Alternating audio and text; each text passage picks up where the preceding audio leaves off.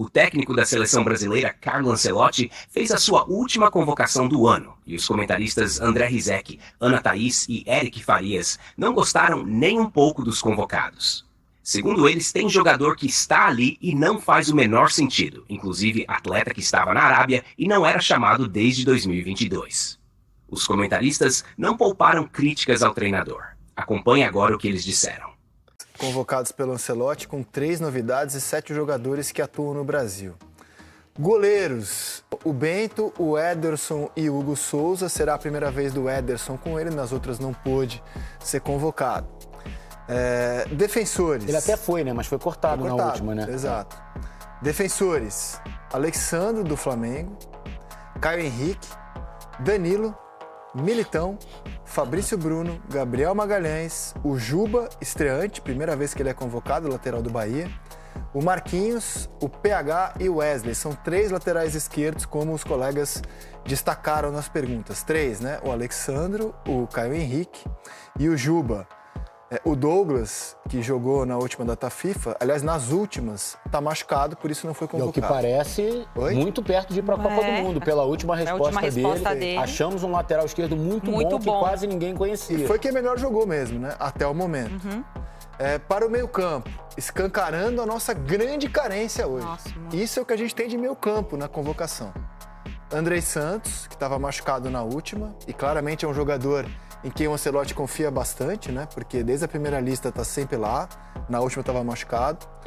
Bruno Guimarães e Casemiro já estão estabelecidos como dupla. O Fabinho, convocado, gozado, né? Jogador que teve pouca chance, na minha opinião, por aquilo que jogou no Liverpool, agora está na Arábia Saudita. Tem uma teoria sobre o Fabinho. Opa, depois você me diz. E vai ser observado pelo Ancelotti. Esteve na última Copa, né? Esteve. Mas acho que teve poucas oportunidades, na minha opinião. Agora, eu acho aquilo que ele jogou. Constrangedor pro futebol brasileiro ter... Não por os jogadores que foram convocados, tá? Mas por ter só esses jogadores. Né? E assim, é o que temos. Faltou alguém aí? Vamos debater, mas eu opino que é o que temos. É a nossa carência. Você vê que, por exemplo... Rapaz, como é que chama o jogador do... Rapaz, agora esqueci. De quem que você quer falar? Tava na última data FIFA. Meu Deus do Joelinton. céu. Joelinton. Joelinton não foi chamado dessa vez, né? Nem o André, nem o João Gomes, que estavam na última data FIFA. Pro ataque, aí você pode até amenizar o meio-campo, dizer que o Estevão pode jogar no meio-campo. Chamou o Estevão, que é o artilheiro da era Ancelotti. O João Pedro, que não foi convocado na última e retorna agora, marcou o gol do Chelsea na vitória sobre o Tottenham, sábado.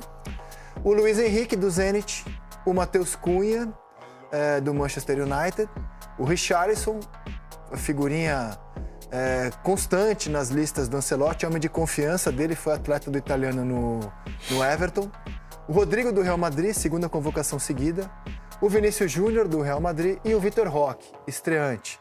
Tem um recado aí, né? Para mim tá claro que o Vitor Roque passou o Caio Jorge. Caio Jorge foi convocado para os jogos contra Chile e Bolívia, entrou alguns minutos contra o Chile, não foi cortado, não jogou contra a Bolívia na altitude, voltou para o Cruzeiro, jogou e desde então, nas 2 convocações seguintes, não foi convocado e agora aparece o Vitor Roque. Então tá claro que o Caio Jorge foi colocado de lado. Tá? Para mim tá claro. E o Vitor Roque vai ter a chance de tentar chamar a atenção dele com o Richarlison claramente estabelecido nesse momento pelo Ancelotti como homem de confiança dele para a posição. Gostou da lista, Ana Thaís Matos? Ô, Rizek, gostei, mas acho que tem alguns pontos que a gente pode debater, né? Que eu acho que vale o debate. Acho que a convocação do Fabinho, se você for olhar a convocação dos meias, Andrei, Bruno Guimarães, Casemiro, Fabinho e Paquetá. Bruno Guimarães e Casemiro são os mais experientes desse time, tirando o Fabinho, tá? É onde eu quero chegar. Eu acho que o Fabinho traz essa questão da experiência. E aí eu vou lembrar da entrevista que o Casemiro deu no final do jogo, dessa última data FIFA, que ele falou, tivemos 12 dias de trabalho e a gente podia ter colocado esse trabalho todo abaixo, porque, né, faltou você entender o que é esse jogo. 45 minutos desligado pode fazer a gente ser eliminado de uma Copa do Mundo contra o Japão. Então eu acho que o Ancelotti pensou em trazer com a volta do Fabinho, um pouco mais de experiência para esse grupo de jogadores, principalmente para esse setor de meio campo. E aí eu concordo muito com o Eric. mostra a lacuna grande que a gente tem enfrentado nesse setor. Não tô falando nem do 10 clássico, mas para o próprio substituto do Casemiro. O Casemiro é uma posição muito vulnerável para uma Copa do Mundo, pensando em tomar um cartão amarelo, uma sequência de cartões. O Eric lembrou também que agora a gente tem mais uma fase na Copa do Mundo. Eu concordo com a Ana, assim, eu acho que tem alguns jogadores que eu acho que se é um jogo... Esse seu... É que você não te empolgou muito a convocação. Não me empolguei de verdade. Não me empolguei, não. Porque tem melhores ou porque as convocações não te empolgam como um todo? Assim, eu não estou entendendo, assim, algumas coisas, assim, alguns critérios que o Ancelotti tem usado, assim. Por exemplo, a convocação do Richarlison, para mim, nesse momento, não faz sentido. Para mim também. Não faz sentido. O Caio Jorge hoje é um atacante talvez fosse mais útil à seleção brasileira que o Richarlison. E não é... O Richarlison, fez uma Copa do Mundo bacana pra caramba, tem uma carreira internacional, mas o momento não é do Richarlison. Se você pensar que o próprio Igor Jesus, que foi convocado por ele, teve pouquíssimos minutos contra a Coreia e não entrou contra o Japão. O Caio Jorge não foi cortado da outra Chile e Bolívia. Mas ele volta e joga, né? Não, pelo Cruzeiro. Ele joga pelo Cruzeiro. Então. Ele joga alguns minutos contra o Chile, aí se machuca e é cortado do jogo contra a Bolívia na altitude. Volta e joga pelo Cruzeiro. Não sei se isso teve alguma influência. Só sei que ele não voltou na última data FIFA e não volta agora também. Eu acho que assim, se você olha para o mapa dos atacantes, é um bom mapa. É um bom mapa. Com essa questão do Richarlison, que eu acho que hoje a gente tem opções melhores para pôr ali, tá? E aí falou é uma do Pedro, questão... né? Ele falou do Pedro, né? Quando perguntaram do Richarlison, ele falou, eu tenho um perfil de atacantes mas aqui, provavelmente o Pedro era do Vitor Roque, talvez, não do Richarlison. Vitor Roque, mas esse painel aqui é tão bom que a gente tem nomes como, por exemplo, o Martinelli. Mas o Martinelli seria convocado em muitas outras seleções do mundo. O Antony, hoje vive uma fase melhor que o Richarlison, por exemplo. Sem dúvida. O Antony, que está jogando bem. Jogou a Copa do Mundo, está jogando bem. Savinho. Então, assim, você tem opções aqui... A gente tem uma mudança do perfil do jogador de lado, né? Com essa convocação. Não tem só os caras de velocidade como o Rafinha, né? O mais velocista tem aí é Luiz Henrique, né? Assim, desse perfil de jogar pelos lados Rafinha. É muito mais o Luiz Henrique, o Estevam também. Aqui, mesmo sem Rafinha, Martinelli, Antony, que poderiam ser mencionados, a gente tem uma lista muito forte aqui, né? O Paquetá ainda não conseguiu fazer uma grande exibição com o Ancelotti, mas é uma esperança que eu tenho de reforçar o meio-campo do Brasil. Assim, de ter atuações mais convincentes, de jogar por dentro. Para o Paquetá jogar, esse esquema com 4 já se desfaz. Eu acho que depende do adversário. Exato. Vai depender muito do adversário, do tipo de jogo que ele quer. Exato. Tanto os laterais também, que ele gosto ele do leva Andrei, o Alexandre. tá? Eu acho que o Andrei é merecida a convocação dele. Eu acho que ele é um jogador que, soube sofrer na Europa, soube dar a volta por cima. Hoje ele tem um lugar bacana no Chelsea. Eu acho que é um jogador, assim, com bom passe, um jogador que joga de cabeça em pé. Agora, você olha para esse mapa, assim, cara, é impressionante isso, né, cara? Impressionante. Esvaziou, né? A gente está indo para a segunda Copa e não consegue achar jogador de meio campo para o Brasil. Porque bem ou mal em 18, ainda tinha Coutinho, meio campo criativo. Renato Augusto, ainda tinha opções mais encorpadas, né? Sim, o Coutinho e o Renato Augusto estavam em 18. Perfeito. Agora já não tem. E em grande 22 fase, já não estavam mais. Perfeito. E você fica quebrando a cabeça, assim, de possibilidades. O Eric lembrou do Matheus Pereira do Cruzeiro. Os meias aqui no Brasil são gringos, né? Eu acho que estaria aí o Rafinha por dentro, mas o Rafinha está machucado, o Rafinha estaria por dentro, com mas certeza. Será que ele levaria o Rafinha como meio-campista? Eu acho que sim. Porque do jeito que o Estevam está jogando e as opções que tu tem... do lado do campo, tu tem muita opção. E aí o que tu pode trazer? Tu pode trazer o Vinícius para dentro, o Rafinha para dentro, porque do lado tem opção. E dentro tu não tem opção, porque se tu não botar eles por dentro, não, vou deixar eles do lado, Vinícius na esquerda, Rafinha na direita. Mas daí tu vai botar quem por dentro? Mas no jogo contra o Paraguai, ele usou o Rafinha pelo lado direito.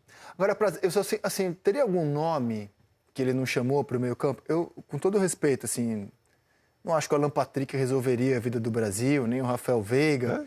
Eu tenho uma curiosidade no Matheus Pereira. Uma curiosidade. Mas também está claro que já era, assim. Se não foi chamado agora, com 7 jogadores que atuam no Brasil. Ele também ia ser chamado naquela outra data FIFA e ficou fora, né? Ele chegou a ser... Não, na pré-lista ele já esteve. Né?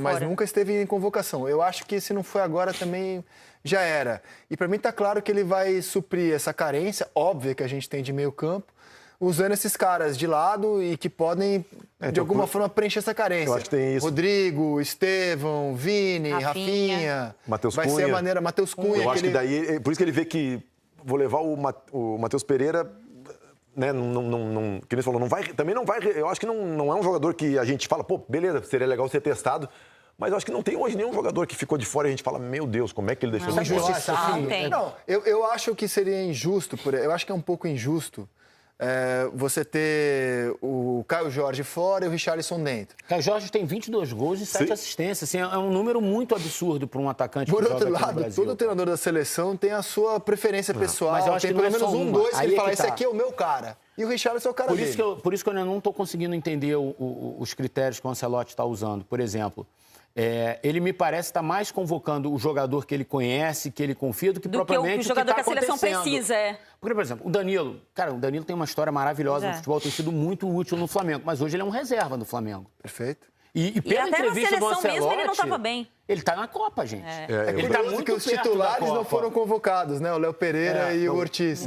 O Eric falou, o Danilo, é feeling, né? A sensação que ele falou, o fato de jogar de lateral direito, o zagueiro É do o lado único direito, defensor brasileiro que pode jogar nas 4 posições. Então, isso abre brecha para ele pegar em outras posições. Exatamente. Né? Então, não é então, assim, me parece que os critérios que o Ancelotti tem usado sejam critérios muito, assim, do que ele confia, do feeling dele como técnico, que pode ser, conhece muito de bola, né? Conhece muito de bola. Do que propriamente, do que está acontecendo dentro de campo. O Richarlison não está jogando bem. Vou ser sincero, assim, se o Dorival Júnior hoje convoca o Richarlison e o Danilo, ia ser um tom muito crítico. Sim. Eu ia estar maluca aqui. E assim, eu insisto, o Danilo, ele joga bem quando entra, hein? Sim. Ele sempre joga bem, sempre. Mas é um reserva hoje do Flamengo. Se o Dorival Júnior anuncia a lista hoje com Richarlison, de novo e Danilo, a gente estaria hoje sendo bem críticos com o Dorival. E a gente não está sendo, e assim, na minha opinião, e com razão, Rizek, a gente tem que dar o benefício da dúvida, da redúvida, porque não o cara... temos muita escolha também, né? Porque ele... não tem que falar dele como É que a gente dá também, é isso, né? A gente dá o mérito dele de achar que um treinador do tamanho do Ancelotti resolva a situação da seleção brasileira com o que a gente tem, né? Eu acho que é esse também o tom de não criticá-lo tanto, mas de questionar, que eu acho que esse é o grande ponto dessa convocação para mim. E insisto, eu acho que ele tem sentido falta muito desses jogadores com mais experiência no comando ali, na estrutura do time, né? Os vários capitães que têm que aparecer com a seleção brasileira, cada um com um perfil.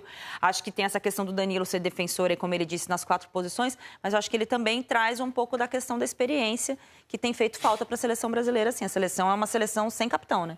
É uma seleção que demora muito para entender qual é a sua liderança em campo. Tem muito jogador dessa geração atual que confunde a liderança com o enfrentamento. E, às vezes, você liderar não é você enfrentar, confrontar, é você entender o momento. E tem faltado isso para a seleção brasileira. Ah, não, mas o que falta é futebol. Eu acho que isso também faz falta do futebol. E tem feito falta para a seleção. Acho que desse período sem o Tite, é uma seleção sem liderança em campo. E está claro que ele vai levar 5 zagueiros para a Copa, né? Toda a convocação dele é assim. Aí hoje, nessa, Danilo, Éder Militão, Fabrício, Gabriel Magalhães e o Marquinhos, né? Marquinhos, Gabriel Magalhães e Éder Militão, eu acho que são muito... E desses 2 zagueiros, figurinhas 2 fazem carimbadas, lateral, né? Muito figurinhas carimbadas, esses 3. O Danilo, pelo que o Ancelotti falou hoje, vai depender muito mais da questão física do Danilo, como ele vai se encontrar daqui a 8 meses, né? Para ser convocado e tal, 7 meses. Porque me parece estar botando um cavalinho na frente. Outro indicativo de que o Danilo vai para a Copa é porque na primeira lista do Ancelotti ele estava. Sim. Então, assim, estava na primeira lista, não jogou, é reserva do Flamengo, volta para a seleção. O Alexandre, eu acho que tem uma questão também, porque eu jamais vou questionar o talento do Alexandre. Mas é um jogador de dificuldade de sequência, né? Também. O Flamengo tem cuidado muito dele, assim. Exato. Né? E aí a fala dele para a Copa do Mundo tem que ser um jogador que esteja preparado para jogar com intensidade, todas as fases da Copa, pelo menos que possa jogar da terceira até o fim com intensidade, não tem sido o histórico do Alexandre no Flamengo. A ver. E um jogador que, ao se transferir para a Rússia, sumiu do mapa foi o Gerson. Ah, né? Triste, né? Que foi titular com o Ancelotti. Sim, primeiro jogo. Rússia, ele nunca mais ele voltou. jogava e fazia diferença. Ele andou machucado, mas já voltou a jogar e... Ele faz falta para o campo da seleção. E aí a gente vai discutir, né? Mas é porque ele foi para a Rússia? Então é isso, pessoal. Mais uma convocação da seleção brasileira que gera polêmica. A principal discórdia é a presença do atacante Richarlison, que há tempos não vive boa fase, mas segue sendo chamado e deve ir à Copa. E você, torcedor, o que acha? Faltou alguém na lista? Aproveita para seguir o canal e até a próxima.